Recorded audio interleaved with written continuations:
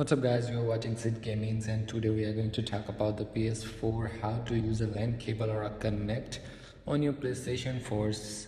So here we go to the settings and then the network and go to the settings.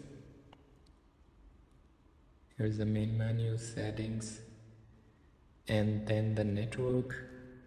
And here we go to the setup internet connection, use a LAN cable. If you have a LAN cable from your you just connect from your router to your PlayStation 4 a LAN cable, then you set up a connection like a LAN cable and go to the DNS settings, primary DNS to 1.1.8.8.8 and the secondary DNS to 1.1.1, and then after that view PlayStation status network services and check the DNS is working up and good or not. So you just simply check DNS will work. So that's how simply you can connect.